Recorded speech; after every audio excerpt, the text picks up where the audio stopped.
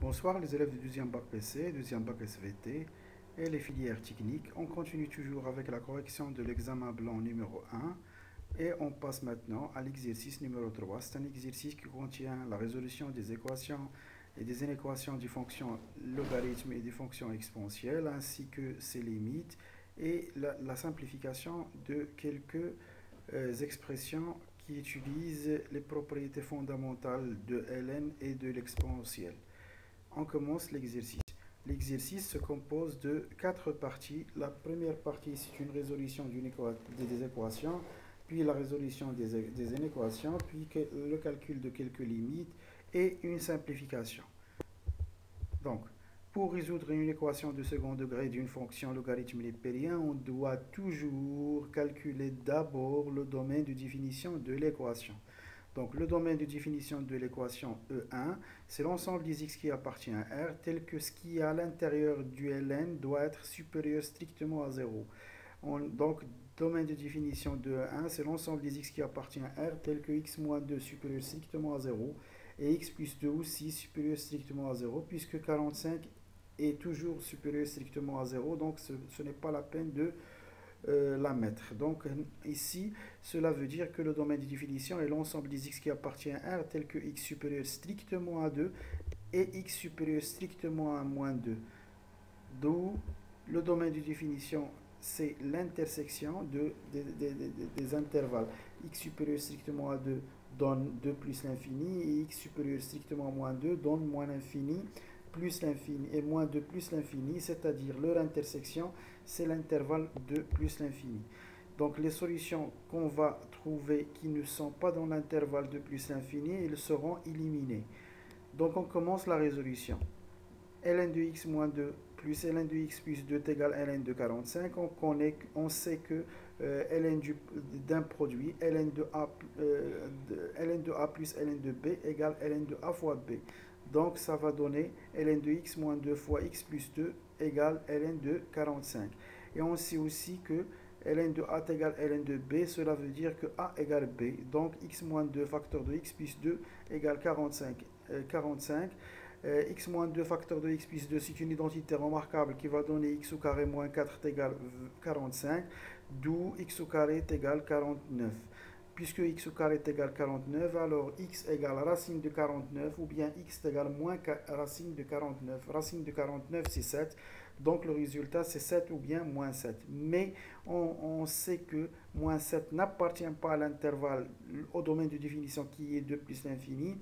Mais 7 appartient à cet intervalle. Cela veut dire que la seule solution est 7. La deuxième équation, c'est une équation d'une fonction exponentielle.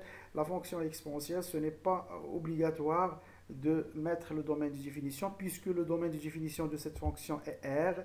Ce n'est pas c'est une fonction différente de la fonction ln. Lorsqu'il y a un exponentiel, le domaine de définition est évident. Donc c'est R. Donc on commence la résolution de l'équation. Donc exponentielle de x moins 5 exponentielle x plus 6 est égal à 0. On sait que selon les propriétés de l'exponentielle, exponentielle de x, c'est exponentielle x à la puissance 2. Ça va donner une équation de second degré dont l'inconnu est exponentielle x. Pour résoudre une équation de second degré, on doit utiliser le discriminant delta. Delta, c'est moins 5 au carré, moins 4 fois 1 fois 6, qui va donner 1.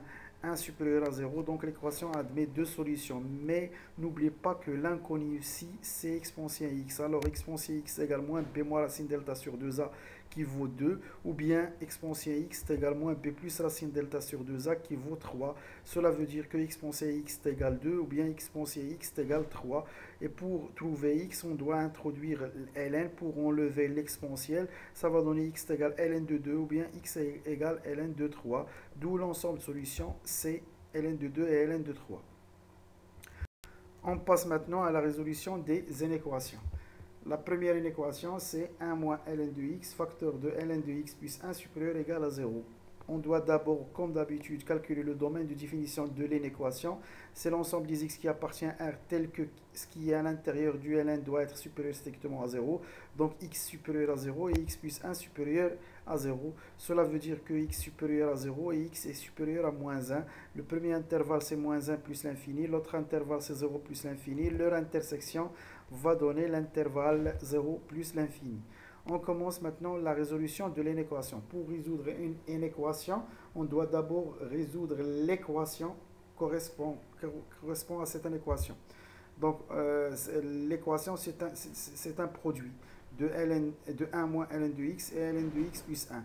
Pour cela, on doit essayer de résoudre l'équation 1 moins ln de x, puis l'équation ln de x plus 1, et on met un tableau de signes. Donc 1 moins ln de x est égal à 0, cela veut dire que ln de x est égal à 1. On introduit l'exponentiel pour enlever les ln, ça va donner x est égal à exponentiel 1 qui est e. La deuxième, ln de x plus 1 égale 0, cela veut dire que pour enlever les ln, on doit introduire l'exponentiel, ça va donner x plus 1 est égal à exponentiel 0 qui est 1. Alors x est égal à 0. Donc,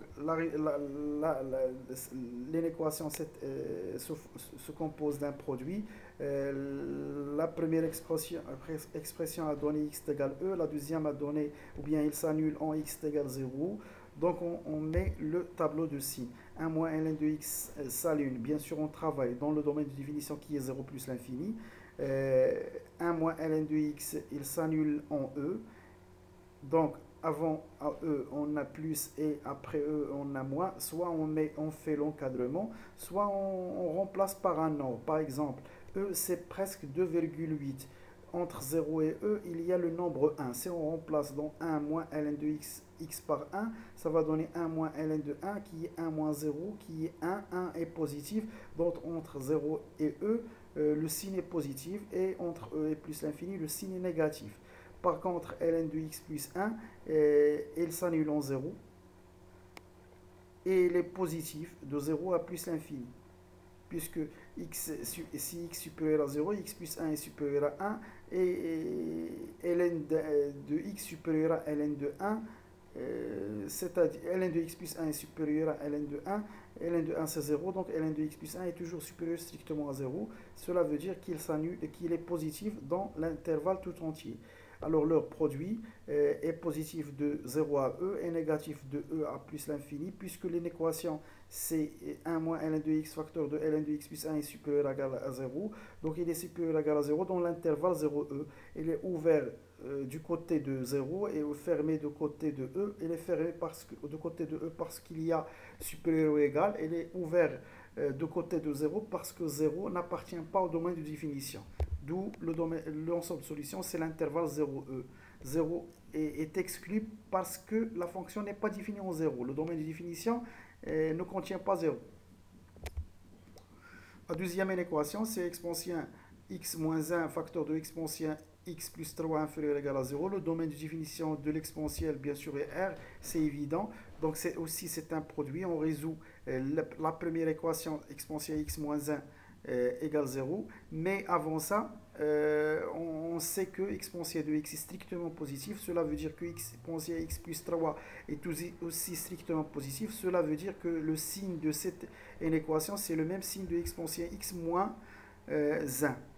Donc, on étudie seulement le signe de exponentielle de x moins 1. On résout l'équation exponentielle x moins 1 est égal à 0. Cela veut dire que exponentielle de x est égal à 1. On introduit ln. Ça va donner x est égal à ln de 1 qui est 0. Donc, elle s'annule en 0. On met le tableau de signes. Le tableau de signes de exponentielle de x moins 1, il s'annule en 0. Ici, le domaine de définition, c'est tout R. C'est moins l'infini plus l'infini. Donc, exponentielle x moins 1, il s'annule en 0. Et exponentielle de x plus 3 est toujours strictement positif. Le produit est négatif sur l'intervalle moins l'infini 0 et positif sur l'intervalle 0 plus l'infini. L'équation inférieure ou égale à 0. Donc, on prend la partie négative qui est l'intervalle moins l'infini 0. Puisqu'il y a ou égal, donc il est fermé du côté de 0. Maintenant, on passe au calcul des limites. La limite quand x tend vers plus l'infini de x moins ln de x, si on remplace, ça va donner plus l'infini moins l'infini. C'est une forme indéterminée. Donc, on factorise par x. Ça va donner la limite quand x tend vers plus l'infini de x facteur de 1 moins ln de x sur x. On sait que la limite quand x tend vers plus l'infini de ln de x sur x vaut 0. Ça va rester 1.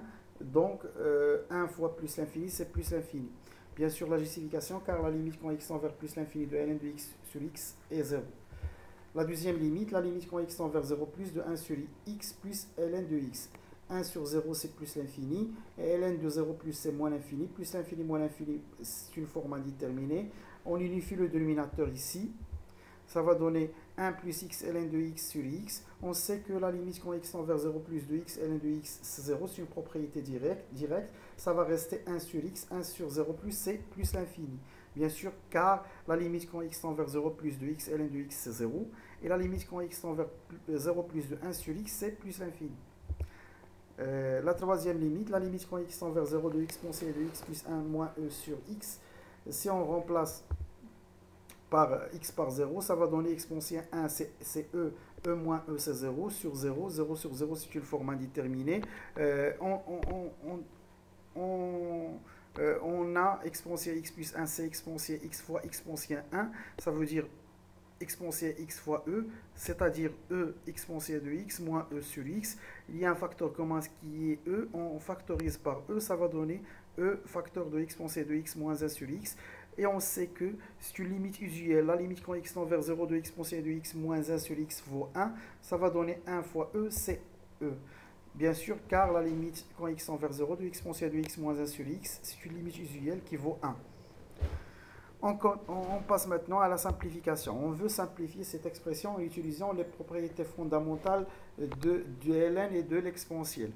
Donc, on sait que exponentielle ln de a, l'exponentielle enlève ln, ça va rester a.